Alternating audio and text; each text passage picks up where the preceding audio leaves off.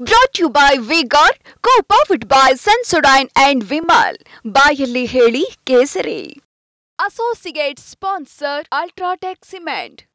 Kidnap ಕೇಸ್ನಲ್ಲಿ ಜಾಮೀನಿನ ಮೇಲೆ ಬಿಡುಗಡೆ ಆಗಿರುವಂತ ಎಚ್ ಡಿ ರೇವಣ್ಣ ಅವರಿಗೆ ಸಂಕಷ್ಟ ಅನ್ನುವಂಥದ್ದು ಬೆನ್ನಿಗೆ ಬಿದ್ದ ಬೇತಾಳನಂತೆ ಕಾಡ್ತಾ ಇದೆ.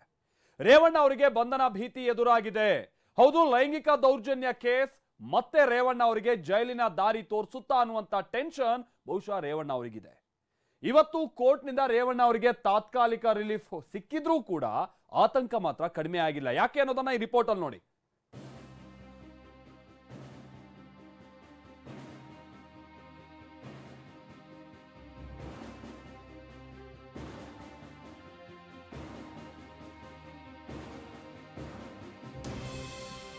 ಚಾಮುಂಡೇಶ್ವರಿಗೆ ಕೈ ಮುಗಿದ್ರೂ ಚಿಂತೆ ಬಿಟ್ಟಿಲ್ಲ. ವೆಂಕಟರಮಣನಿಗೆ ಬೇಡಿಕೊಂಡ್ರೂ ಸಂಕಟ ತಪ್ಪಿಲ್ಲ. ಆಂಜನೇಯ ಸ್ವಾಮಿಗೆ ಪೂಜೆ ಸಲ್ಲಿಸಿದ್ರೂ ಆತಂಕ ದುಗುಡ ಕಡಿಮೆಯಾಗಿಲ್ಲ. ಜಾಮೀನಿನ Come, come, come, my love, please don't say no, baby. Come, come, come, my love. V-Guard ನ air coolers extra large cooling pad ನೊಂದಿಗೆ ಇದು ಎಂತೆಂಥವರನ್ನು ಕೂಲ್ ಆಗಿಸುತ್ತೆ. V-Guard air coolers, long lasting cooling. ಮೇಲೆ ಜೈಲಿನಿಂದ ಬಿಡುಗಡೆಯಾಗಿರೋ ರೇವಣ್ಣಗೆ ಈಗ ಲೈಂಗಿಕ ದೌರ್ಜನ್ಯ ಕೇಸ್ ಕೊರಳು ಬಿಗಿತಿದೆ.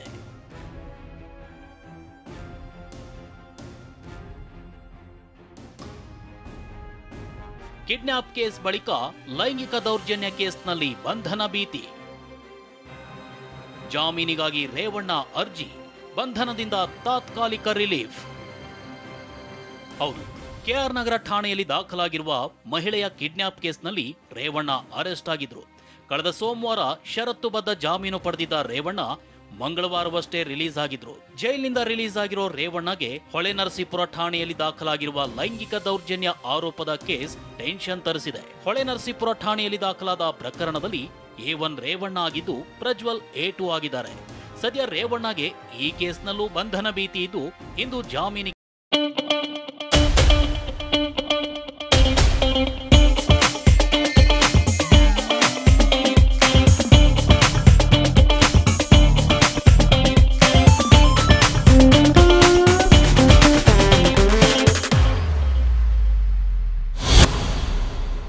ಅರ್ಜಿ ಸಲ್ಲಿಸಿದ್ರು.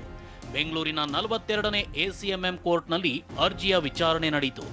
SIT ಪರ SPP ಜಾಯ್ನಾ ಕೊಥಾರಿ, ರೇವಣ್ಣ ಪರ ವಕೀಲ ಅರುಣ್ ವಾದ ಮಂಡಿಸಿದ್ರು. ರೇವಣ್ಣ ಸಲ್ಲಿಸಿದ ಜಾಮೀನು ಅರ್ಜಿಗೆ SIT SPP ಜಾಯ್ನಾ ಕೊಥಾರಿ ಆಕ್ಷೇಪಣೆ ಸಲ್ಲಿಸಿದ್ರು. 2 ಬಾರಿ ನೋಟಿಸ್ ನೀಡಿದ್ರೂ ರೇವಣ್ಣ ವಿಚಾರಣೆಗೆ ಹಾಜರಾಗಿಲ್ಲ. ಪ್ರಜ್ವಲ್ ರೇವಣ್ಣ ಆರೋಪಿಯಾಗಿರುವ ಇದೇ ಪ್ರಕರಣದಲ್ಲಿ IPC 376 ಹಾಗೂ IT ಕಾಯ್ದೆಯನ್ನು FIRಗೆ ಸೇರಿಸಲಾಗಿದೆ. ಇಂತಹ ಪ್ರಕರಣದಲ್ಲಿ ಜಾಮೀನು ಅರ್ಜಿ ವಿಚಾರಣೆ ನಡೆಸುವ ವ್ಯಾಪ್ತಿ ಈ ಕೋರ್ಟ್ಗೆ ಇಲ್ಲದಿರುವುದರಿಂದ ಈ ಕೇಸಿನ ವಿಚಾರಣೆಗೆ ನಮ್ಮ ಆಕ್ಷೇಪಣೆ ಇದೆ. ರೇವಣ್ಣ ಬೆಳಗ್ಗೆ ಕೋರ್ಟ್ಗೆ ಸರೆಂಡರ್ ಆಗಿರುವುದರಿಂದ ಈಗಲೂ ಹಾಜರಾಗಬೇಕು.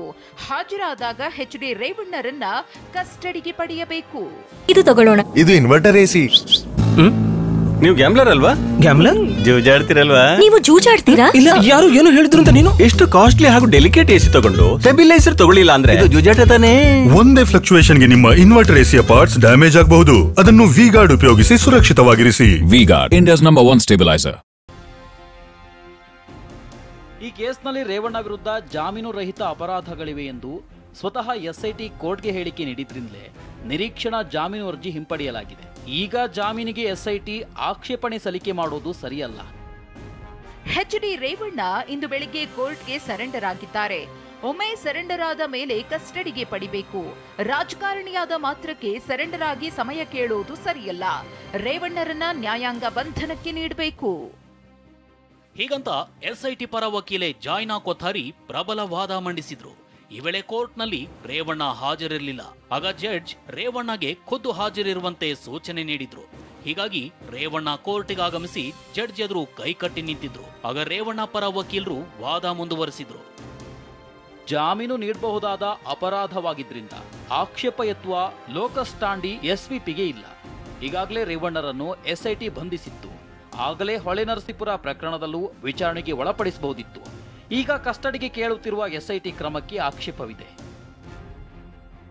ರೇವಣ್ಣ ಪರ ವಕೀಲರ ವಾದಕ್ಕೆ ಆಕ್ಷೇಪ ವ್ಯಕ್ತಪಡಿಸಿದ ಎಸ್ಐಟಿ ಪರ ವಕೀಲೆ ಜಾಯ್ನಾ ಕೊಥಾರಿ, ಈ ಪ್ರಕರಣದಲ್ಲಿ ಜಾಮೀನು ರಹಿತ ಸೆಕ್ಷನ್ಗಳಿವೆ, ಹೀಗಾಗಿ ಮ್ಯಾಜಿಸ್ಟ್ರೇಟ್ ಕೋರ್ಟ್ನಲ್ಲಿ ಈ ಜಾಮೀನು ಅರ್ಜಿ ವಿಚಾರಣೆ ಊರ್ಜಿತವಾಗೋದಿಲ್ಲ ಅಂತ ಜಾಮೀನು ಅರ್ಜಿಯ ಕಾನೂನುಬದ್ಧತೆಯನ್ನ ಪ್ರಶ್ನಿಸಿದ್ರು. ವಾದ ಪ್ರತಿವಾದ ಆಲಿಸಿದ ಜಡ್ಜ್ ಕೆಲ ಹೊತ್ತು ರೇವಣ್ಣರನ್ನ ಕೋರ್ಟ್ ಕಸ್ಟಡಿಗೆ ನೀಡಿದ್ರು. ಆದೇಶ ಪ್ರಕಟಿಸುವವರೆಗೂ ಕುಳಿತಿರುವಂತೆ ಸೂಚಿಸಿದ್ರು. ಅದರಂತೆ ಬೆಂಚ್ ಮೇಲೆ ಕುಳಿತ ರೇವಣ್ಣ ಶ್ಲೋಕಗಳನ್ನ ಪಠಿಸ್ತಾ ಇದ್ರು. ಕೆಲ ಹೊತ್ತಿನ ಬಳಿಕ ಮಧ್ಯಂತರ ಜಾಮೀನು ನೀಡಿ ನ್ಯಾಯಾಧೀಶೆ ಶ್ರೀಮತಿ ಜಯಪ್ರೀತ್ ಆದೇಶ ನೀಡಿದ್ರು. ವಿಚಾರಣೆಯನ್ನ ನಾಳೆ ಮಧ್ಯಾಹ್ನಕ್ಕೆ ಮುಂದೂಡಿದ್ರು. ಕೋರ್ಟ್ ಷರತ್ತಿನಂತೆ ಇಬ್ಬರ ಶ್ಯೂರಿಟಿ 5 ಲಕ್ಷ ರೂಪಾಯಿ ಬಾಂಡ್ ಒದಗಿಸಿದ ರೇವಣ್ಣ ಕೊಂಚ ರಿಲ್ಯಾಕ್ಸ್ ಆಗಿ ಕೋರ್ಟ್ನಿಂದ ತೆರಳಿದ್ರು. ಆದ್ರೆ ನಾಳೆ ಮಧ್ಯಾಹ್ನ 3 ಗಂಟೆಗೆ ಮತ್ತೆ ಜಾಮೀನು ಅರ್ಜಿ ವಿಚಾರಣೆ ಇರೋದ್ರಿಂದ ಟೆನ್ಷನ್ ಇದ್ದೇ ಇದೆ. ಇದೆಲ್ಲ ಒಂದು ಕಡೆ ಆದ್ರೆ ಇದೇ ಪ್ರಕರಣದ ಆರೋಪ ಪ್ರತ್ಯಾರೋಪ ತಿಮಿಂಗಲ ಸಮರ ಮುಂದುವರೆದಿದೆ. ಪೆನ್ ಡ್ರೈವ್ ಹಿಂದೆ ದೊಡ್ಡ ತಿಮಿಂಗಲ ಇದೆ, ಅದು ಸರ್ಕಾರದ ಭಾಗವಾಗಿದೆ ಅಂತ ಎಚ್ಡಿಕೆ ಆರೋಪಿಸಿದ್ರು. ಇದಕ್ಕೆ ಪ್ರತಿಕ್ರಿಯೆ ನೀಡಿದ ಗೃಹ ಸಚಿವ ಪರಮೇಶ್ವರ್, ಆ ತಿಮಿಂಗಿಲ ಯಾರು ಅನ್ನೋದು ಗೊತ್ತು, ಅದನ್ನ ಬಾಯಿ ಬಿಟ್ಟು ಹೇಳಲಿ ಅಂದಿದ್ರು. ಇದಕ್ಕೆ ಇಂದು ತಿರುಗೇಟು ಕೊಟ್ಟಿರೋ ಎಚ್ಡಿಕೆ, ನಿಮ್ಮ ಪಕ್ಕದಲ್ಲೇ ಆ ತಿಮಿಂಗಲ ಇದೆ ಅಂದಿದ್ದಾರೆ. ಈ ದೊಡ್ಡ ತಿಮಿಂಗಲ ಅಂದ್ರಲ್ಲ, ಆ ತಿಮಿಂಗಲ ಹಿಡಿದ್ರೆ ನಿಮ್ಗೆಲ್ಲ ಹೊರಗೆ ಬರ್ತದೆ. ಆ ತಿಮಿಂಗಲ ಇಟ್ಕೊಂಡ್ಬಿಟ್ಟು ಸಣ್ಣ ತಿಮಿಂಗಲ ಎಲ್ಲಿ ಹಿಡಿಯೋಕ್ಕಾಯ್ತದೆ ನೀವು? ಆ ದೊಡ್ಡ ತಿಮಿಂಗಲ ಎಲ್ಲ ತಿಂದಾಕಿದೆಯಲ್ಲ, ದೊಡ್ಡ ತಿಮಿಂಗಲ ಸರ್ಕಾರದ ಭಾಗ ಆಗಿದೆ. ಅದರಿಂದಲೇ ಅದಕ್ಕೆ ಹಿಡಿತಾ ಇರೋದು ನಾನು. ಆ ದೊಡ್ಡ ತಿಮಿಂಗಲ ಸರ್ಕಾರದಲ್ಲೇ ಇದ್ದಾಗ ಎಲ್ಲಿ ಹಿಡಿತೀರಿ ನೀವು ದೊಡ್ಡ ತಿಮಿಂಗಲ? ತಿಮಿಂಗಲ ಯಾರು ಅಂತ ಅವರೇ ಹೇಳ್ಬಿಟ್ರೆ ಇದೆಲ್ಲ ಮುಗ್ದೇ ಹೋಗುತ್ತೆ. ಗೊತ್ತಿದ್ರೆ ಅವ್ರಿಗೆ ತಿಮಿಂಗಲ ಇದ್ದಾರೆ ಅಂತ ಗೊತ್ತಿದೆ ಅವರಿಗೆ, ಅದನ್ನ ಹೇಳದೇ ಇರೋದೇ ತಪ್ಪಲ್ವಾ? ಅವ್ರ ಪಕ್ಕದಲ್ಲೇ ಕೂರಿಸ್ಕೊಂಡವ್ರಲ್ಲ, ಅವ್ರ ಪಕ್ಕದಲ್ಲೇ ಕೂರಿಸ್ಕೊಂಡು ನನಗಿಂತ ಹೆಚ್ಚಾಗಿ ಅವ್ರಿಗೆ ಗೊತ್ತಿದೆ ತಿಮಿಂಗಲ ಯಾರು ಅಂತ ಹೇಳಿ.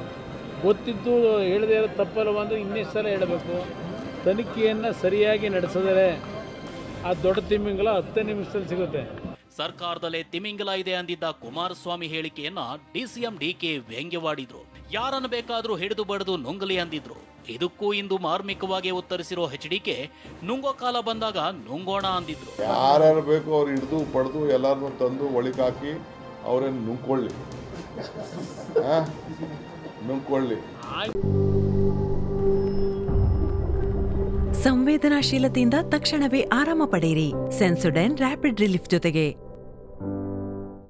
ಬನ್ನಿ, ನುಂಗ ಕಾಲ ಬಂದಾಗ ನುಂಗೋಣ ಅಂತ. ಈ ಮಧ್ಯೆ ಸಿಎಂ ಸಿದ್ದರಾಮಯ್ಯ ಎಚ್ಡಿಕೆ ವಿರುದ್ಧ ವಾಗ್ದಾಳಿ ನಡೆಸಿದ್ರು. ಕುಮಾರಸ್ವಾಮಿ ಒಬ್ಬ ಹಿಟ್ ಅಂಡ್ ರನ್ ಕೇಸ್ ಅಂದಿದ್ರು. ಇದಕ್ಕೂ ಇಂದು ದಳಪತಿ ದಾಖಲೆಯ ಪ್ರತ್ಯುತ್ತರ ಕೊಟ್ಟಿದ್ದಾರೆ. Kumaraswamy hit and run case ನಾನು ಮಾತಾಡೋದು. ಚುನಾವಣಾ ನಡೆ ಬಗ್ಗೆ ಬಹಳಷ್ಟು hit and run case. Kumaraswamy is always A hit and run case. ನನ್ನನ್ನು ಹಿಟ್ ಅಂಡ್ ರನ್ ಅಂತ ಹೇಳ್ತೀರಿ. ತಾರ್ಕಿಕ ಅಂತ್ಯ ಕುಮಾರಸ್ವಾಮಿ ತಗೊಂಡೋಗಲ್ಲ ಅಂತೇಳಿ. ತಾರ್ಕಿಕ ಅಂತ್ಯಕ್ಕೆ ಯಾರು ಮುಟ್ಟಿಸ್ಬೇಕು ಅದನ್ನು? ನಾವು ಎಲ್ಲ ದಾಖಲೆಗಳನ್ನು ಕೊಟ್ಟ ಮೇಲೂ ದಾಖಲೆಗಳಿಗೆ ಇವತ್ತು ಶಕ್ತಿ ಇಲ್ಲದೆ ಇರತಕ್ಕಂಥ ವಾತಾವರಣ ಯಾರಿಂದ ಆಗ್ತಿದೆ? ಯಾರು ಮಾಡ್ತಾ ಇದ್ದಾರೆ? ಅದನ್ನು ಏನು ಹೋರಾಟ ಮಾಡೋದು? ಈ ಮಧ್ಯೆ ಮಹಿಳೆಯ ಕಿಡ್ನಾಪ್ ಪ್ರಕರಣದಲ್ಲಿ ಅರೆಸ್ಟ್ ಆಗಿರುವ ಸತೀಶ್ ಬಾಬುಗೆ ಮೇ 24ರವರೆಗೆ ನ್ಯಾಯಾಂಗ ಬಂಧನ ವಿಧಿಸಿ ಕೋರ್ಟ್ ಆದೇಶಿಸಿದೆ. ಮತ್ತೊಬ್ಬ ಆರೋಪಿ ಕೀರ್ತಿಯನ್ನ ಪೊಲೀಸ್ ಕಸ್ಟಡಿಗೆ ಒಪ್ಪಿಸಿದೆ. ಇನ್ನೊಂದೆಡೆ ಎಚ್ಡಿ ರೇವಣ್ಣ ವಿರುದ್ಧದ ಮಹಿಳೆ ಕಿಡ್ನಾಪ್ ಆರೋಪ ಪ್ರಕರಣ ಸಂಬಂಧ ತನಿಖೆ ಚುರುಕುಗೊಳಿಸಿರುವ ಎಸ್ಐಟಿ ಇಂದು ಬಸವನಗುಡಿಯ ರೇವಣ್ಣ ನಿವಾಸದಲ್ಲಿ ಸ್ಥಳ ಮಹಜರು ನಡೆಸಿದೆ. Bureau report, TV9. ಹೀಗೆ ರೇವಣ್ಣ ಅವರಿಗೆ ಬೇಲ್ ಟೆನ್ಷನ್ ಆಗಿದ್ರೆ, ಇತ್ತ ಪ್ರಜ್ವಲ್ ಕೇಸ್ನ ಬೆನ್ನತ್ತಿರುವಂತ ಎಸ್ಐಟಿ ಪೆನ್ ಡ್ರೈವ್ನ ಮೂಲವನ್ನ ಹುಡುಕ್ತಾ ಇದೆ. ಹಾಸನದಲ್ಲಿ ನಡೆಸಿದಂತ ದಾಳಿಯಲ್ಲಿ ಬರೋಬ್ಬರಿ 7 ಪೆನ್ ಡ್ರೈವ್ಗಳು ಸಿಕ್ಕಿದ್ದು, ಕೆಲ ಹಾರ್ಡ್ ಡಿಸ್ಕ್ಗಳು ಹಾಗೆ ಲ್ಯಾಪ್ಟಾಪ್ಗಳನ್ನೆಲ್ಲ ವಶಕ್ಕೆ ಪಡೆದಿದ್ದಾರೆ. ಈ ಯಾರು ಇದನ್ನ ಹಂಚಿಕೆ ಮಾಡಿದಂಥವ್ರು ಅನ್ನುವಂಥ ಹಂಚಿಕೆದಾರರಿಗಾಗಿ ಈಗ ಖೆಡ್ಡ ತೋಡಿದೆ ಎಸ್ಐಟಿ. ಆದರೆ ಭೂಗತವಾಗಿರುವಂಥ ಪ್ರಜ್ವಲ್ ಮಾತ್ರ ಬೆಂಗಳೂರಿಗೆ ಬರೋದಕ್ಕೆ ಈಗಲೂ ಮೀನಾಮೇಷ ಎಣಿಸ್ತಾ ಇದ್ದಾರೆ.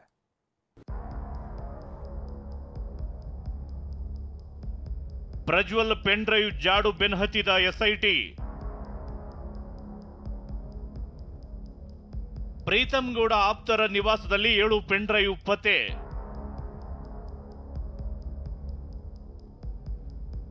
ಆರು ಹಾರ್ಡ್ ಡಿಸ್ಕ್, 4 ಲ್ಯಾಪ್ಟಾಪ್ಗಳು ಸೀಸ್. ಭೂಗತವಾಗಿರುವ ಆರೋಪಿ ಪ್ರಜ್ವಲ್ ರೇವಣ್ಣ 20 ದಿನವಾದರೂ ಪತ್ತೆ ಇಲ್ಲ. ಆದರೆ ಪ್ರಜ್ವಲ್ ಪೆನ್ ಡ್ರೈವ್ ಬೆನ್ನಹತ್ತಿರುವ ಎಸ್ಐಟಿ ವಿಡಿಯೋ ಹಂಚಿಕೆದಾರರಿಗೆ ಬಿಸಿ ನೀರು ಕಾಯಿಸುತ್ತಿದೆ. ಮೊನ್ನೆಯಷ್ಟೇ ಬಿಜೆಪಿಯ ಮಾಜಿ ಶಾಸಕ ಪ್ರೀತಂ ಗೌಡ ಆಪ್ತರ ಮನೆ ಮೇಲೆ ದಾಳಿ ಮಾಡಿದ್ದ ಎಸ್ಐಟಿ ಭರ್ಜರಿ ಶೋಧ ನಡೆಸಿತ್ತು. ದಾಳಿಯಲ್ಲಿ 7 pen drive, 6 hard disk, 4 laptop, 3 desktop ಸೇರಿದಂತೆ ಹಲವು ವಸ್ತುಗಳನ್ನು ಸೀಸ್ ಮಾಡಲಾಗಿದೆ. ವಶಕ್ಕೆ ಪಡೆದಿರುವ ಎಲ್ಲವನ್ನ ಎಫ್ಎಸ್ಎಲ್ಗೆ ಕಳುಹಿಸುವುದಕ್ಕೆ ಸಿದ್ಧತೆ ನಡೆಸಲಾಗುತ್ತಿದೆ.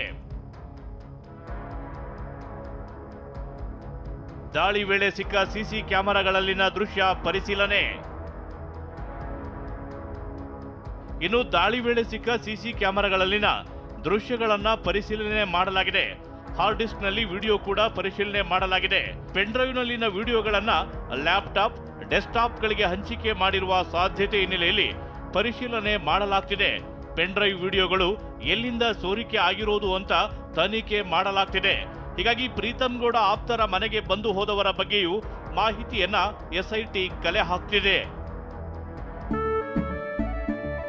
ಕೇಸರಿಯಿಂದ ಮನೋಲ್ಲಾಸ ಮನಸ್ಸು ಮತ್ತೇರಿ ಕುಣಿದಾಡಿದೆ ನೋಡು, ಕೇಸರಿಯಿಂದ ಮನೋಲ್ಲಾಸ. ಕ್ಷಣ ಕ್ಷಣವೂ ಆಚರಿಸಿ ಕೇಸರಿ ಹಬ್ಬ. ವಿಮಲ್, ಬಾಯಲ್ಲಿ ಹೇಳಿ ಕೇಸರಿ. ಪ್ರಜ್ವಲ್ ಪೆನ್ ಡ್ರೈವ್ ಪ್ರಕರಣದಲ್ಲಿ ಅಚ್ಚರಿ ಮೂಡಿಸಿದ ಎಸ್ಐಟಿ ನಡೆ. ಪ್ರಜ್ವಲ್ ಪೆನ್ ಡ್ರೈವ್ ಪ್ರಕರಣದಲ್ಲಿ ಎಸ್ಐಟಿ ಅಧಿಕಾರಿಗಳ ನಡೆ ತೀವ್ರ ಅಚ್ಚರಿಯನ್ನೇ ಮೂಡಿಸಿದೆ. ಪ್ರಕರಣದಲ್ಲಿ ಹೊಸ ಹೆಸರನ್ನ ಸೇರಿಸಿ ಪ್ರೀತಂ ಗೌಡ ಆಪ್ತರಾದ 2 ಬಂಧಿಸಲಾಗಿದೆ. ಆದರೆ ಇಲ್ಲಿಯವರೆಗೂ ಮೊದಲ 5 ಆರೋಪಿಗಳ ಬಂಧನವಾಗಿಯೇ ಇಲ್ಲ. ಜಾಮೀನು ಅರ್ಜಿ ವಜಾಗೊಂಡ್ರೂ ಕಾಂಗ್ರೆಸ್ ಕಾರ್ಯಕರ್ತರಾದ ನವೀನ್ ಗೌಡ ಹಾಗೂ ಚೇತನ್ ಪುಟ್ಟಿ ಅಲಿಯಾಸ್ ಪುಟ್ರಾಜ್ನನ್ನ ಇದುವರೆಗೂ ಬಂಧಿಸಿಲ್ಲ. ಪ್ರಜ್ವಲ್ ಮಾಜಿ ಕಾರು ಚಾಲಕ ಕಾರ್ತಿಕ್ ನನ್ನ ಇದುವರೆಗೂ ವಶಕ್ಕೆ ಪಡೆದಿಲ್ಲ. ಇದು ಸಾಕಷ್ಟು ಅನುಮಾನಕ್ಕೆ ಕಾರಣವಾಗಿದೆ. ದಿವಸ ಆಗಿದೆ, ತನಿಖೆನೇ ಪ್ರಾರಂಭ ಆಗಲಿಲ್ಲ. ನಾನು ಪರಮೇಶ್ವರ್ ಕೇಳಲಿಕ್ಕೆ ಬಯಸ್ತೇನೆ, ಇವತ್ತು ಯಾವುದೋ ಖಾಸಗಿ ಚಾನಲ್ ಮುಂದೆ ಹೋಗಿ ಇಂಟರ್ವ್ಯೂ ಕೊಡಲಿಕ್ಕೆ ಧಾರಾಳವಾಗಿ ಹೋಗ್ತಾನೆ. ನಿಮ್ಗೆ ಹಿಡಿಯೋಕ್ಕಾಗಲಿಲ್ವ ಇನ್ನೂ SIT ಅಧಿಕಾರಿಗಳಿಗೆ, ಸರ್ಕಾರಕ್ಕೆ? ಆ ಮೂಲ ವ್ಯಕ್ತಿಯನ್ನು ಹಿಡಿದ್ರೆ ದೊಡ್ಡ ತಿಮಿಂಗ್ಲ ಯಾರು ಅನ್ನೋದು ಅಲ್ಲಿ ಸಿಗುತ್ತೆ. ನಾಳೆ ಬಾ ಅನ್ನೋ ಆಟಕ್ಕೆ ಮುಂದಾದ ಸಂಸದ ಪ್ರಜ್ವಲ್ ರೇವಣ್ಣ. ಲೈಂಗಿಕ ದೌರ್ಜನ್ಯ ಕೇಸ್ನಲ್ಲಿ ಭೂಗತವಾಗಿರುವ ಸಂಸದ ಪ್ರಜ್ವಲ್ ಕಣ್ಣ ಮುಚ್ಚಾಲೆ ಆಟ ಮುಂದುವರೆದಿದೆ. ಹೀಗಾಗಿ ಪ್ರಜ್ವಲ್ನನ್ನ ಬೇಗ ವಾಪಸ್ ಕರೆಸುವಂತೆ ಕುಟುಂಬಸ್ಥರಿಗೆ ಹಿರಿಯ ವಕೀಲರು ಸಲಹೆ ನೀಡಿದ್ದಾರೆ. ಪ್ರಜ್ವಲ್ ಸಂಪರ್ಕದ ಬಗ್ಗೆ ಮಾತನಾಡಿದ ಮಾಜಿ ಸಿಎಂ ಕುಮಾರಸ್ವಾಮಿ ಹಾಗೂ GT ದೇವೇಗೌಡ ಅವರು ಎಲ್ಲಿದ್ದಾರೆ ಎಂದು ಯಾರಿಗೂ ಗೊತ್ತಿಲ್ಲ ಅಂತ ಹೇಳಿದ್ರು. ಇಲ್ಲಿದ್ದಾಗಲೇ ನಮ್ಮ ಸಂಪರ್ಕದಲ್ಲಿ ಇರಲಿಲ್ಲಪ್ಪ. ಅವ್ರು ಇಲ್ಲಿದ್ದಾಗಲೇ MP ಇದ್ದಾಗಲೇ ನಮ್ಮ ಪಕ್ಷ ಚಟುವಟಿಕೆಯಲ್ಲಿದ್ದಾಗಲೇ ನನ್ನ ಜೊತೆಯಲ್ಲೇನು ಸಂಪರ್ಕದಲ್ಲಿ ಇಲ್ಲ. ಈಗ ವಿದೇಶಕ್ಕೆ ಹೋಗಿ ನನ್ನ ಜೊತೆ ಸಂಪರ್ಕಕ್ಕೆ ಬರ್ತಾರಾ? ನನಗಿರ್ಬೋದು, ಅವರ ಕುಟುಂಬ ವರ್ಗದವ್ರಿಗಿರ್ಬೋದು, ಯಾರಿಗೂ ಕೂಡ ನಾ ಎಲ್ಲಿದ್ದೇನೆ, ಅವ್ರು ಎಲ್ಲಿದ್ದಾರೆ ಯಾರಿಗೂ ತಿಳಿದೇ ಇರ್ತಕ್ಕಂಥ ವಿಚಾರ ಇದು. ಯಾರಿಗೂ ಕೂಡ ಗೊತ್ತಿಲ್ಲದೆ ಇರ್ತಕ್ಕಂಥ ವಿಚಾರ. ಅದಕ್ಕೆ 196 ದೇಶಗಳಿಗೆ ಬ್ಲೂ ಕಾರ್ಡನ್ನು ರಾಜ್ಯ ಸರ್ಕಾರ ಓಡಿಸಿದ್ದೇವೆ ಅಂತ ಹೇಳಿದ್ದಾರೆ. ಪೆನ್ ಡ್ರೈವ್ ಪ್ರಕರಣದಲ್ಲಿ SIT ಅಧಿಕಾರಿಗಳು ಮಹತ್ವದ ಸಾಕ್ಷ್ಯವನ್ನೇ ಕಲೆ ಹಾಕಿದ್ದಾರೆ. ಪ್ರೀತಂ ಗೌಡ ಆಪ್ತರ ಮನೆಯಲ್ಲಿ 7 ಪೆನ್ ಡ್ರೈವ್ ಪತ್ತೆಯಾಗಿದೆ. ಈ ಬಗ್ಗೆ ಇಂಚಿಂಚು ಪರಿಶೀಲನೆ ನಡೆಸಲಾಗುತ್ತಿದೆ. Bureau report, TV9. ಇನ್ನು 4 ಹಂತದ ಮತದಾನ ಮುಗಿದ ಮೇಲೆ ಬಿಜೆಪಿ ಮತ್ತು ಇಂಡಿಯಾ ಮೈತ್ರಿಕೂಟದ ನಾಯಕರ ನಡುವಿನ ವಾಗ್ಯುದ್ಧ ಬೇರೆ ಲೆವೆಲ್ಗೆ ಹೋಗ್ತಾ ಇದೆ. ಅತ್ತ ಅರವಿಂದ್ ಕೇಜ್ರಿವಾಲ್ ಮೋದಿ ನಿವೃತ್ತಿ ಅಸ್ತ್ರವನ್ನ ಮೇಲಿನ ಮೇಲೆ ಬಳಸ್ತಾ ಇದ್ರೆ, ಇತ್ತ ಕಾಂಗ್ರೆಸ್ ನಾಯಕ ಮಲ್ಲಿಕಾರ್ಜುನ ಖರ್ಗೆ 10 kg ಅಕ್ಕಿಯ ಅಸ್ತ್ರವನ್ನ ಪ್ರಯೋಗಿಸಿದ್ದಾರೆ. ಮತ್ತೊಂದು ಕಡೆ ಬಿಜೆಪಿ ನಾಯಕರು ಇಂಡಿಯಾ ಮೈತ್ರಿಕೂಟದ ನಾಯಕರ ತಂತ್ರಕ್ಕೆ ತಿರುಮಂತ್ರವನ್ನ ಹೆಣಿತಾ ಇದ್ದಾರೆ.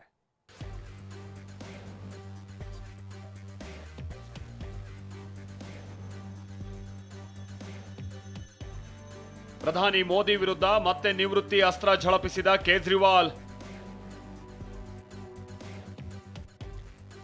ಮೋದಿ ನಿವೃತ್ತಿ ಆಗ್ತಾರೆ. ಲೋಕಸಭಾ ಅಖಾಡದಲ್ಲಿ ಇದೊಂದೇ ಮಾತಿನಿಂದ ಬಿಜೆಪಿಯನ್ನ ಬಿಕ್ಕಳಿಸುವಂತೆ ಮಾಡಿದ್ದಾರೆ ದೆಹಲಿ ಸಿಎಂ ಅರವಿಂದ್ ಕೇಜ್ರಿವಾಲ್. ಇವತ್ತು ಉತ್ತರ ಪ್ರದೇಶದಲ್ಲಿ ಅಖಿಲೇಶ್ ಯಾದವ್ ಜೊತೆ ನಡೆಸಿದ ಜಂಟಿ ಸುದ್ದಿಗೋಷ್ಠಿಯಲ್ಲಿ ಮತ್ತೆ ತಮ್ಮ ಹೇಳಿಕೆಯನ್ನ ಪುನರುಚ್ಚರಿಸಿದ್ದಾರೆ. ಮೋದಿ ಈ ಬಗ್ಗೆ ಮಾತನಾಡ್ತಿಲ್ಲ ಯಾಕೆ ಅಂತ ಪ್ರಶ್ನಿಸಿದ್ದಾರೆ. अगले साल 17 सितंबर को प्रधानमंत्री मोदी जी 75 साल के होंगे और मोदी जी ने तय कर लिया है कि अमित शाह जी को वो अपना वारिस बनाएंगे और अमित शाह जी अगले साल 17 सितंबर को देश के प्रधानमंत्री बनाने का उन्होंने तय किया है मोदी जी ने। जैसे मैंने मुद्दे उठाए थे तो अमित शाह जी ने और उनके कई नेताओं ने अपनी भावना प्रकट की कि नहीं मोदी जी को 75 साल में इस्तीफा नहीं देना चाहिए। लेकिन बड़ी बात यह है कि मोदी जी ने ऐसा नहीं कहा कि मैं 75 साल पे इस्तीफा नहीं दूंगा, मैं रिटायर नहीं होऊंगा। ಅಷ್ಟೇ ಅಲ್ಲ, ಅಮಿತ್ ಶಾ ಅವರು ತಾವು ಪ್ರಧಾನಿ ಆಗೋದಕ್ಕೆ ಅಡ್ಡಿ ಆಗಬಹುದಾದ ನಾಯಕರನ್ನ ಮೂಲೆ ಗುಂಪು ಮಾಡಿದ್ದಾರೆ. ಇದೀಗ ಯೋಗಿ ಆದಿತ್ಯನಾಥ್ ಅವರಿದ್ದಾರೆ, ಅವರನ್ನು ಕಿತ್ತಾಕ್ತಾರೆ ಅಂತ ಹೇಳಿದ್ದಾರೆ. अब योगी आदित्यनाथ जी को इन्होंने हटाने का पूरा मन बना लिया है और अगर इनकी सरकार बनी तो 2 महीने के अंदर योगी जी को भी उत्तर प्रदेश के सीएम से हटा दिया जाएगा. ಯೋಗಿ ಆದಿತ್ಯನಾಥ್ ಅವರನ್ನ ಸಿಎಂ ಸ್ಥಾನದಿಂದ ಕಿತ್ತು ಹಾಕ್ತಾರೆ ಅನ್ನೋ ಕೇಜ್ರಿವಾಲ್ ಹೇಳಿಕೆಗೆ ಖುದ್ದು ಯೋಗಿ ಆದಿತ್ಯನಾಥ್ ಅವರೇ ಪ್ರತಿಕ್ರಿಯೆ ನೀಡಿದ್ದಾರೆ. ಜೈಲಿಗೆ ಹೋದ್ಮೇಲೆ ಕೇಜ್ರಿವಾಲ್ಗೆ ಬುದ್ಧಿ ಭ್ರಮಣೆ ಆಗಿದೆ ಅಂತ ಹೇಳಿದ್ದಾರೆ. दिल्ली के मुख्यमंत्री अरविंद केजरीवाल की बुद्धि भी भ्रम में पड़ गई है, तो अब उनको मुख्यमंत्री पद का इतना लालच हो गया है कि वो अपने बात को मेरे साथ जोड़ने का प्रयास कर रहे हैं. ಇನ್ನು ನಿನ್ನೆ ಎಐಸಿಸಿ ಅಧ್ಯಕ್ಷ ಮಲ್ಲಿಕಾರ್ಜುನ ಖರ್ಗೆ ಮತ್ತು ಅಖಿಲೇಶ್ ಯಾದವ್ ಸುದ್ದಿಗೋಷ್ಠಿ ನಡೆಸಿದ್ರು. ಈ ವೇಳೆ ರಾಹುಲ್ ಗಾಂಧಿ ಪ್ರಧಾನಿ ಅಭ್ಯರ್ಥಿ ಆಗ್ತಾರಾ ಅನ್ನೋ ಪ್ರಶ್ನೆ ಮಾಧ್ಯಮದ ಕಡೆಯಿಂದ ತೂರಿ ಬಂದಿತ್ತು. ಅದಕ್ಕೆ ಉತ್ತರಿಸಿದ್ದ ಅಖಿಲೇಶ್ ಯಾದವ್ ನಮ್ಮ ತಂತ್ರವನ್ನ ನಿಮಗೆ ಹೇಳೋದಿಲ್ಲ ಅಂತ ಹೇಳಿದ್ದರು. हम अपनी कोई स्ट्रेटजी आपको नहीं बताएंगे, हम अपनी कोई स्ट्रेटजी आपको नहीं बताएंगे. ಆದ್ರೆ ಇವತ್ತು ಕಾಂಗ್ರೆಸ್ ನಾಯಕ ಅಧೀರ್ ರಂಜನ್ ಚೌಧರಿ ರಾಹುಲ್ ಗಾಂಧಿ ಪ್ರಧಾನಿ ಆಗ್ಬೇಕು ಅನ್ನೋದು ನಮ್ಮ ಬೇಡಿಕೆ ಎಂದಿದ್ದಾರೆ.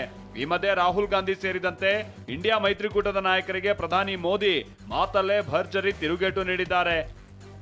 अरे कोई इनके दिमाग को भी जरा बता दो कि अब रायबरेली की जनता भी खटाखट खटाखट खटाखट भेजेगी घर. अमेठी से गए, रायबरेली से भी जाएंगे. ಈ ಮಧ್ಯೆ ದೆಹಲಿ ಸಿಎಂ ಕಚೇರಿಯಲ್ಲಿ ತಮ್ಮ ಮೇಲೆ ಹಲ್ಲೆ ಆಗಿದೆ ಅಂತ ಸ್ವಾತಿ ಮಲಿವಾಲ್ ಆರೋಪಿಸಿದ್ದಂತ ಸಂಬಂಧಪಟ್ಟ ಹಾಗೆ ಪ್ರತಿಕ್ರಿಯೆ ನೀಡೋದಕ್ಕೆ ಕೇಜ್ರಿವಾಲ್ ನಿರಾಕರಿಸಿದ್ದಾರೆ. ಅಖಿಲೇಶ್ ಯಾದವ್ ಜೊತೆ ಸುದ್ದಿಗೋಷ್ಠಿ ನಡೆಸ್ತಾ ಇದ್ದಾಗ ಮಾಧ್ಯಮದವರು ಪ್ರಶ್ನಿಸಿದ್ರು. ಆಗ ಮೈಕ್ ತೆಗೆದುಕೊಂಡ ಅಖಿಲೇಶ್ ಯಾದವ್ ಇದಕ್ಕಿಂತ ದೊಡ್ಡ ವಿಷಯಗಳ ಬಗ್ಗೆ ಕೇಳಿ ಎಂದಿದ್ದಾರೆ. अरविंद जी, स्वाति मालीवाल के मामले में अभी तक आप कुछ बोले नहीं है. आपके आपके साथ में स्वाति मालीवाल के मामले में अभी तक अरे उससे ज्यादा जरूरी और चीजें भी हैं, कागज हम निकाल लिए. ಇನ್ನು ಈ ಬಗ್ಗೆ ಪ್ರತಿಕ್ರಿಯೆ ನೀಡಿರುವ ಪ್ರಿಯಾಂಕಾ ಗಾಂಧಿ ಮಹಿಳೆಯ ಧ್ವನಿಯಾಗಿ ತಾವು ನಿಲ್ಲೋದಾಗಿ ಹೇಳಿದ್ದಾರೆ. ಈ ಮಧ್ಯೆ ಸಂಸದೆ ಸ್ವಾತಿ ಮಲಿವಾಲ್ ಕೇಜ್ರಿವಾಲ್ ಆಪ್ತ ಬಿಭವ್ ಕುಮಾರ್ ವಿರುದ್ಧ ಲಿಖಿತ ದೂರನ್ನ ದಾಖಲಿಸಿದ್ದಾರೆ. ಹೀಗಾಗಿ ದೆಹಲಿ ಪೊಲೀಸರ ತಂಡ ನಿವಾಸಕ್ಕೆ ಭೇಟಿ ನೀಡಿ ಅವರ ಹೇಳಿಕೆ ದಾಖಲಿಸಿಕೊಂಡಿದೆ. ಈ ಮಧ್ಯೆ ರಾಷ್ಟ್ರೀಯ ಮಹಿಳಾ ಆಯೋಗ ನಾಳೆ ವಿಚಾರಣೆಗೆ ಹಾಜರಾಗುವಂತೆ ಬಿಭವ್ ಕುಮಾರ್ಗೆ ಸಮನ್ಸ್ ನೀಡಿದೆ. ಇಷ್ಟೆಲ್ಲ ಆದ್ರೂ ಅರವಿಂದ್ ಕೇಜ್ರಿವಾಲ್ ಮೌನ ವಹಿಸಿರೋದಕ್ಕೆ ಬಿಜೆಪಿ ನಾಯಕರು ಅಸಮಾಧಾನವನ್ನ ಹೊರಹಾಕಿದ್ದಾರೆ. Bureau report TV nine. ಇನ್ನು ಲೋಕಸಭಾ ಚುನಾವಣೆಯ ಜೊತೆಗೆ ರಾಜ್ಯದಲ್ಲಿ ಮಿನಿ ಸಮರ ಕೂಡ ಜೋರಾಗಿ ನಡೀತಾ ಇದೆ. ಅಂದ್ರೆ ಪರಿಷತ್ ಚುನಾವಣೆಗೆ ಸಂಬಂಧಪಟ್ಟ ಹಾಗೆ ನಾಮಪತ್ರ ಸಲ್ಲಿಸೋದಕ್ಕೆ ಇವತ್ತೇ ಕೊನೆ ದಿನವಾಗಿತ್ತು. ಬಿಜೆಪಿ ಹಾಗೆ ಜೆಡಿಎಸ್ ನಲ್ಲಿ ಬಂಡಾಯ ಎದ್ದಿದ್ದಂತ ನಾಯಕರನ್ನ ಮನವೊಲಿಸುವಷ್ಟರಲ್ಲಿ ದೋಸ್ತಿ ನಾಯಕರು ಒಂದು ರೀತಿ ಸುಸ್ತಾಗಿ ಹೋಗಿದ್ದಾರೆ. ಒಂದು ಹಂತಲ್ಲಿ ತಳ್ಳಾಟ ನೂಕಾಟ ಕೂಡ ಇವತ್ತು ಸಂಭವಿಸಿದೆ.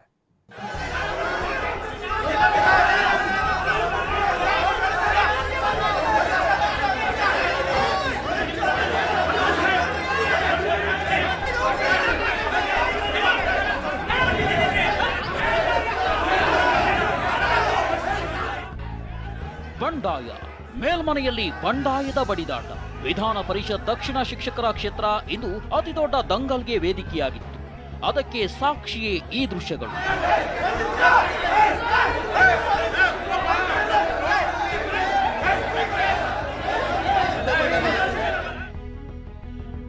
ದೋಸ್ತಿ ನಾಯಕರಿಗೆ ಬಿಸಿ ತುಪ್ಪವಾದ ಮೇಲ್ಮನೆ ಬಂಡಾಯ. ಬಂಡಾಯ ಅಭ್ಯರ್ಥಿ ಮನವೊಲಿಸುವಲ್ಲಿ ನಾಯಕರು ಸುಸ್ತು. ತಳ್ಳಾಟ, ನೂಕಾಟ, ಹಗ್ಗ ಜಗ್ಗಾಟ. ಮೈಸೂರಿನಲ್ಲಿಂದು ನಡೆದ ಮನವೊಲಿಕೆ ಸಭೆ ಅಕ್ಷರಶಃ ರಣರಂಗವಾಗಿತ್ತು. ಪರಿಷತ್ ಚುನಾವಣೆ ನಾಮಪತ್ರ ಸಲ್ಲಿಸಲು ಇಂದೇ ಕೊನೆ ದಿನವಾಗಿದ್ದರಿಂದ ದೋಸ್ತಿ ನಾಯಕರೆಲ್ಲ ಮೈಸೂರಿಗೆ ಎಂಟ್ರಿ ಕೊಟ್ಟಿದ್ರು. ಬಿಜೆಪಿಗೆ ನಿಂಗರಾಜೇಗೌಡ, ಜೆಡಿಎಸ್ಗೆ ಕೆಟಿ ಶ್ರೀಕಂಠೇಗೌಡ ಬಿಸಿ ತುಪ್ಪವಾಗಿದ್ರು. ಹೀಗಾಗಿ ಇವರಿಬ್ಬರ ಮನವೊಲಿಸಲು ನಾಯಕರು ಸಭೆ ಕರೆದಿದ್ರು. ಆದರೆ ಸಭೆಯಲ್ಲಿ ನಡೆದಿದ್ದು ದೊಡ್ಡ ಹೈಡ್ರಾಮಾ.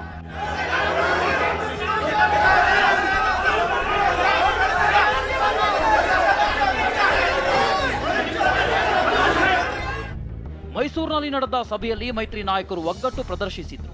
ಮೈತ್ರಿಯಲ್ಲಿ ಯಾವುದೇ ಗೊಂದಲವಿಲ್ಲ ಎಂದಿದ್ರು.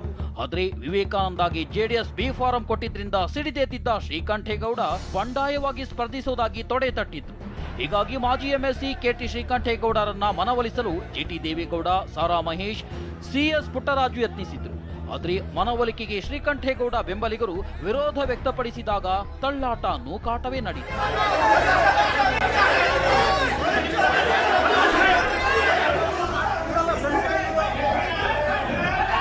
ಅಂತಿಮವಾಗಿ ಶ್ರೀಕಂಠೇಗೌಡರನ್ನ ಮನವೊಲಿಸುವಲ್ಲಿ ಜೆಡಿಎಸ್ ನಾಯಕರೇ ಯಶಸ್ವಿಯಾದರು. ಅತ್ತ ಬಿಜೆಪಿ ಘೋಷಿತ ಅಭ್ಯರ್ಥಿ ಎಸಿ ನಿಂಗರಾಜೇಗೌಡರನ್ನ ಭೇಟಿಯಾಗಿದ್ದ ಆರ್ ಅಶೋಕ್ ಮುಂದಿನ ದಿನಗಳಲ್ಲಿ ಒಳ್ಳೆಯ ಅವಕಾಶಗಳಿವೆ ಅಂತ ಮನವೊಲಿಸಿದ್ರು. ಹೀಗಾಗಿ ಇಬ್ಬರು ನಾಯಕರನ್ನ ಮನವೊಲಿಸುವಲ್ಲಿ ಮೈತ್ರಿ ನಾಯಕರು ಸಕ್ಸಸ್ ಕಂಡು.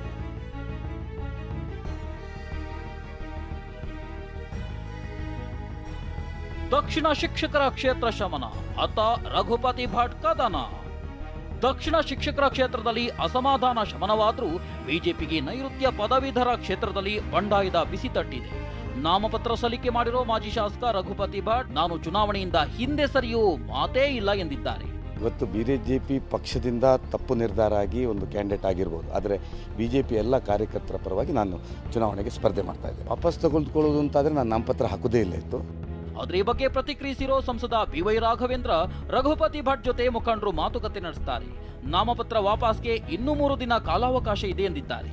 ಒಂದು ಪಕ್ಷದ ರಾಜ್ಯ ಮಟ್ಟದ ನಾಯಕರುಗಳಿದ್ದಾರೆ, ನಂಗೆ ಇನ್ನೂ ವಿಶ್ವಾಸ ಇದೆ. ಅವ್ರನ್ನ ವಿಶ್ವಾಸ ಗಳಿಸುವಂಥ ಒಂದು ಪ್ರಯತ್ನ ಆಗ್ಬೋದು ಅಂತೇಳಿ ನನಗೆ ಸಂಘಟನೆ ಮುಖಂಡರ ಬಗ್ಗೆ ವಿಶ್ವಾಸ ಇದೆ. ಆ ಪ್ರಯತ್ನ ಕೂಡ ನಡೀತಾ ಇದೆ. ಈಶಾನ್ಯ ಪದವೀಧರ ಕ್ಷೇತ್ರದಲ್ಲಿ ಸುರೇಶ್ ಸಜ್ಜನ್ ಸಮರ. ಈಶಾನ್ಯ ಪದವೀಧರ ಕ್ಷೇತ್ರದಲ್ಲೂ ಬಿಜೆಪಿಗೆ ಬಂಡಾಯದ ಬಿಸಿ ತಟ್ಟಿದೆ. ಅಮರನಾಥ್ ಪಾಟೀಲ್ಗೆ ಬಿಜೆಪಿ ಮಣೆ ಹಾಕಿದೆ. ಆದರೆ ಸುರೇಶ್ ಸಜ್ಜನ್ ಸಿಡಿದೆದ್ದಿದ್ದು ಬಂಡಾಯ ಅಭ್ಯರ್ಥಿಯಾಗಿ ನಾಮಪತ್ರ ಹಾಕಿದ್ದಾರೆ. ಸಜ್ಜನ್ ಮನವೊಲಿಸಲು ಎಂಎಲ್ಸಿ ರವಿಕುಮಾರ್ ಹರಸಾಹಸ ಪಟ್ಟರೂ ಪ್ರಯೋಜನವಾಗಿಲ್ಲ. ಬೆಂಗಳೂರು ಪದವೀಧರ ಕ್ಷೇತ್ರದಲ್ಲಿ ಮತದಾರರಿಗೆ ಆಮಿಷ ಆರೋಪ. ವಿಧಾನ ಪರಿಷತ್ ಚುನಾವಣೆಯಲ್ಲಿ ಮತದಾರರಿಗೆ ಆಮಿಷವೊಡ್ಡಿದ ಆರೋಪ ಎದುರಾಗಿದೆ. ಬೆಂಗಳೂರು ಪದವೀಧರ ಕ್ಷೇತ್ರದ ಕಾಂಗ್ರೆಸ್ ಅಭ್ಯರ್ಥಿ ರಾಮೋಜಿಗೌಡ ವಿರುದ್ಧ ಆರೋಪ ವ್ಯಕ್ತವಾಗಿದ್ದು, ರಾಮೋಜಿಗೌಡ ವಿರುದ್ಧ ಬಿಜೆಪಿ ಚುನಾವಣಾ ಆಯೋಗಕ್ಕೆ ದೂರು ನೀಡಿದೆ. ಇದೇ ವೇಳೆ ಕಾಂಗ್ರೆಸ್ ಅಭ್ಯರ್ಥಿ ರಾಮೋಜಿಗೌಡ ಅವರಿಗೆ ಸೇರಿದೆ ಎನ್ನಲಾದ ಕೊರಿಯರ್ ಬಾಕ್ಸ್ಗಳನ್ನು ಚುನಾವಣಾಧಿಕಾರಿಗಳು ದಾಳಿ ಮಾಡಿ ವಶಪಡಿಸಿಕೊಂಡಿದ್ದಾರೆ. ಒಟ್ಟಾರೆ ವಿದ್ಯಾವಂತರ ಚುನಾವಣೆ ಎನಿಸಿಕೊಂಡಿರುವ ಪದವೀಧರರ ಕ್ಷೇತ್ರದ ಮತದಾರರಿಗೂ ಆಮಿಷ ಒಡ್ಡಿರುವುದು ಚುನಾವಣಾ ವ್ಯವಸ್ಥೆಗೆ ಕಳಂಕ ಅಂಟಿದಂತಾಗಿದೆ. ರಾಮ್ ದಿಲೀಪ್ ಜೊತೆ Kiran ಹನಿಯಡ್ಕ, TV9 Bengaluru. Brought you by V-Guard, co-powered by Sensodyne and Vimal. ಬಾಯಲ್ಲಿ ಹೇಳಿ ಕೇಸರಿ. Associate sponsor Ultratech Cement.